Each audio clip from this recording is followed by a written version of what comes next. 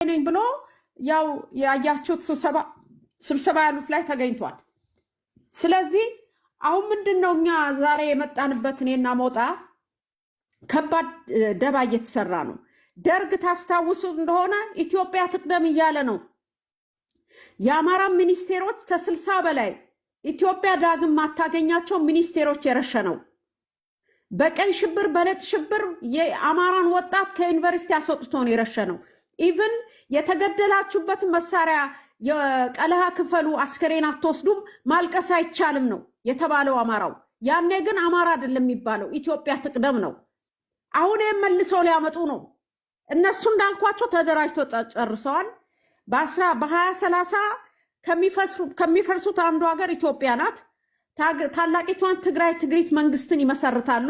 ኦሮሚያ ብለው በፑሽ መንግስት በሚል ከአገው ሸንጎ ጋራ የአማራውን ርስት አባይን ጣናን ይዘው ኦሮሚያ ብለው እስከ ሰሜን እስከ ወሎ ሰሜን ኦሮሚያ ብለው ጽፈው ይሄ ኦልሬዲ እኮ 1810 የተጻፈ ነው ሰዎች። ይሄ ትላንት እኮ አሁን በድንገት የተከሰተ አይደለም።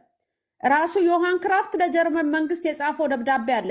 ኦሮሚያን የአፍሪካ ጀርመን እናረጋለን።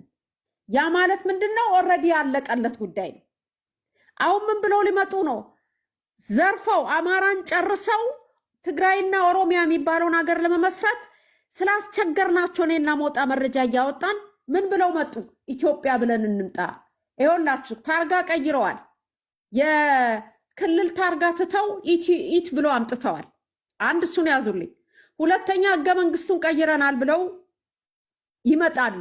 ህገ መንግስት አንድ የተደራጀ ቡድን አይቀይርም። ህገ መንግስትን የሚቀይር ህዝብ ነው።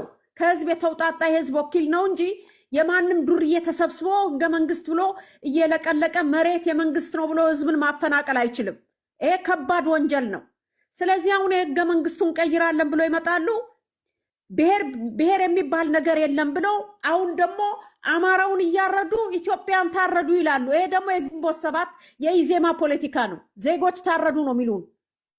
ራሱ ቴዲ አፍሮ ሳይቀር ዜጎች ታረዱ ነው የሚለው። አራጆቻችን አማራ እያሉ ያርዱናል። የነሱ ግልገሎች ግን ዜጎች ታረዱ ነው የሚሉን። ይሄንን ለማምጣት ነው።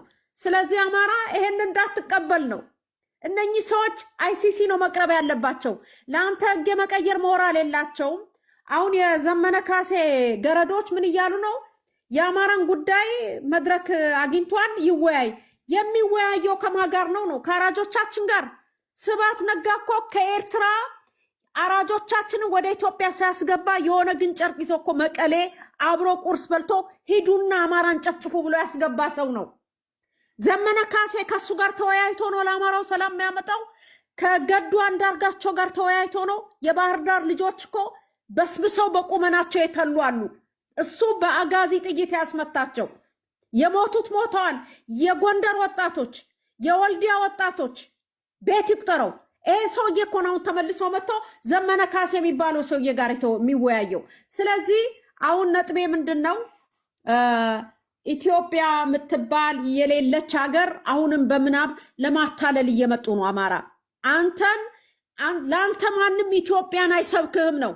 ማንም ወጠጤ እየመጣ የራሱን ጥቅም እስቲያሳካብ ድረስ ኢትዮጵያ አውት ኦፍ ኦሮሚያ ያለው ራሱ ጀዋር መሐመድን የክልሉ የአማራ መሪሁን ብሎ ዘመነ ካሴ ህምሰልፍ ደብዳቤ ጽፎለታል። ምን ብሎ? ጀዋር መሐመድ የአማራን ፋኖ ምራ። ደብዳቤው አለ እጃችን ላይ ማሳየት ይቻላል። አርበኛ ዘመነ ካሴ ነኝ ብሎ ፈርሟል። እንዲህ አይነት ቀልድ ነው የተያዘው ሰዎች። ስለዚህ ይሄ አመጣጣቸው እርግጥ እነሱን ግራ ገብቷቸዋል። ምክንያቱም አንዱን ይዘው አንዱን ጥለው አንዱን አንጠልጥለው ነው። ምክንያቱም አማራ ሞቷል ጠፍቷል ብለው ከሚዲያ አጥፍተውን ሚዲያውን ሁሉ ተቆጣጥረው፣ ግን እኛ እንደምንም ብለን ታግለን በምጽአት አማራ በኩል መረጃ እያወጣን እየቀደምናቸው ስለሆነ ግራ ገብቷቸዋል። ለዚህ ነው ዘመነ ካሴ ሱዳን ቁጭ ብሎ ለአሸባሪው ለጀዋር መሐመድ የአማራ ፋኖን ትግል ስትመራ ነበረ። አሁን ግን በይፋ ስልጣን ሰጥቻለሁ ብሏል። ደብዳቤውን በኋላ ስመለስ አዘጋጅቼ እመጣለሁ። ሞጣችን እስከዛ ከታቾኝ ታፕታፕ አደርጋለሁ። አመሰግናለሁ እህታችን ዶክተር ብሪጅስቶን። እንግዲህ ሁሉ መታረድ፣ ያ ሁሉ ጭንቅላ በመጥረቢያ መከትከት፣ ወሎዬ ያን ያህል እንደ ችክን መከትከት ዓለም አቀፍ ጣቢያ እኮ ቺክን ነው ያሉት፣ እንደ ዶሮ ተጨፈጨፉ ነው ያለ። ያ ተረስቶ ዲያስፖራው እንደ ትናንቱ ኖሞር ብሎ ይነሳል። አብይ አህመድ ደግፎ ታዩታላችሁ። የአማራ ህዝብ ግን እውነተኛው ጠመንጃ ታጣቂ እየሰማችሁ ነው። በዚህ ላይቭ ላይ የሚቃወሙ የዘመነ ካሴ ደጋፊዎች በአማራ ላይ በአማራ ፋኖ ላይ ተንጠላጥለው ወደ 4 ኪሎ ለመምጣት ያሰቡ ሁለቱ ትግሬዎች ናቸው የሚቃወሙ። ሌላ እኔ ጎጃሜ አማራ አይቃወመኝ። ጎንደሬ፣ ወሎዬ፣ ሸዋዬ፣ አዲስ አበባ ሌላው ክፍል አማራ አይቃወመኝም።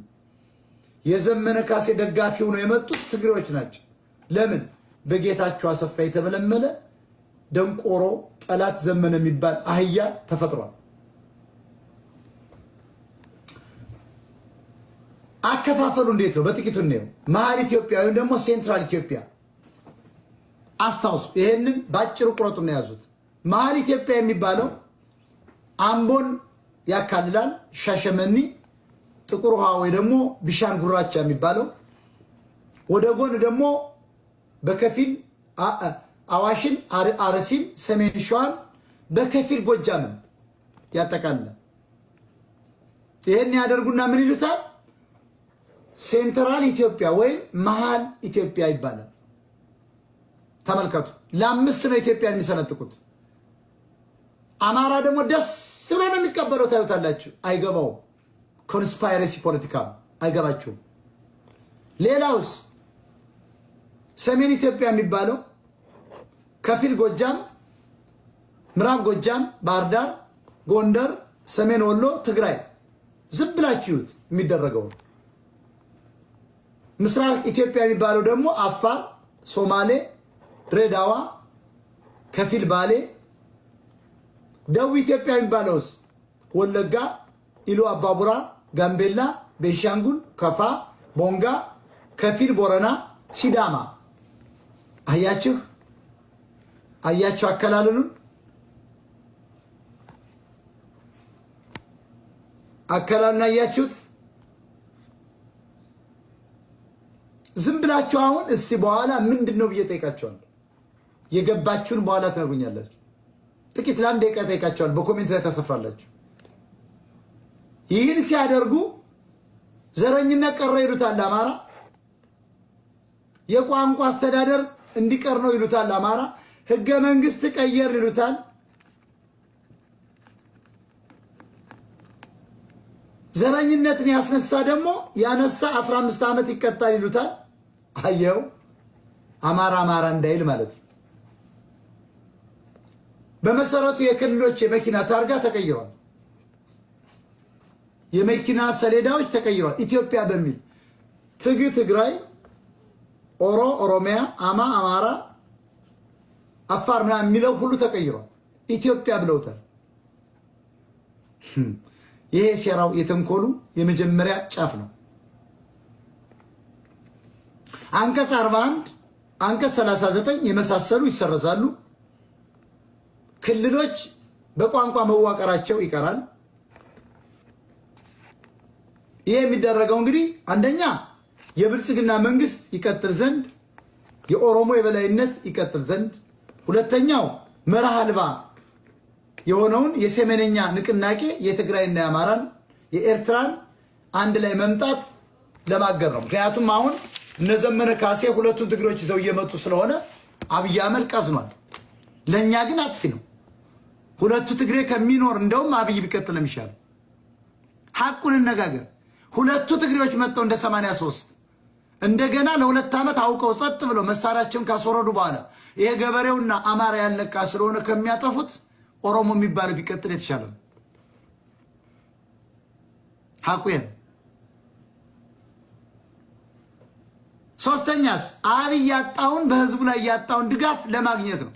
ይሄን ይዞ ሲመጣ ዲያስፖራው ታዩታላችሁ። ኖሞር እንደሚለው ሆ ብሎ ተገልብጦ የሁሉ አማራ ሲያልቅ፣ በድሮን ስንጨፈጨፍ፣ የገበሬው እህል ሲቃጠል፣ ማዳበሪያ ሲከለከል፣ ዲስፕሌስ ሲያደርጉት፣ በአዲስ አበባ በኮሪደር ልማት ሲያልቅ ይሄ ዲያስፖራ ወይ ኖሞር ብሎ ወጥቷል፣ ወይ ደግሞ ሃይማኖት የተነካ ብሎ ጥቁር ለብሶ ሲደናበር የነበር ደግሞ ተመልሶ ይሄ ኬሻ ተሸካሚ ደግሞ ተረፈ ኢትዮጵያ፣ ተረፈ አማራ፣ ተረፈ ኦሮሞ፣ ተረፈ ህዝብ ሆ ብሎ ደግሞ ጉራጌ ሁሉ ይወጣል። አማራው ራሱ ይብሰናል። ታዩታላችሁ። ይሄ ታሪካዊ ንግግር ስለሆነ በዩቲዩብ ላይ ጫኑት። ነገ ይሄ ስለሚሆን በኋላ ስንበተን ይሄን ቪዲዮ ሰው እንዲያዩ ፈልጋለሁ። አማራ ሲነግሩት ይቃወማል፣ ካለፈ በኋላ ሞጣል ይላል። እንደዚህ አይነት ደንቆሮ ነው እኔ የማልወደው። ከዚያ በኋላስ ኢትዮጵያ በጠቅላይ ሚኒስትር አትመራም፣ በፕሬዝዳንት ትመራለች። ይሄ ሲመጣ ዲያስፖራው ፖለቲካ ስለማይገባው ላሜ ቦራ ስለሆነ ኡበርና ምናምን እየነዳ $100 ለሱ በኢትዮጵያ እየመታው $100 $150 $150 ሺህ ነው እያለ ያን እያሰበ ምንም ነገር የማያውቅ ኮተት ደግፎ ይወጣል፣ ይከተላቸዋል። የዲያስፖራ ሁለተኛው ኖሞር ካምፔን ብልጽግናን አትንኩ፣ አብይን አትንኩ በሚል ሰልፍ ይወጣሉ። ኢትዮጵያ ውስጥ ያለው አማራም ሆነ ሌሎችም ኢትዮጵያንን የሚሉ ይደግፉታል። አብይ ሺህ ዓመት ይንገስ የሚሉ የፕሮቴስታንት ፓስተሮች፣ የኦርቶዶክስ ጳጳሳት፣ የሙስሊም ሼኮች ድምጾች ይስተጋባሉ። ዝም ብላችሁ እንዳትረሱ።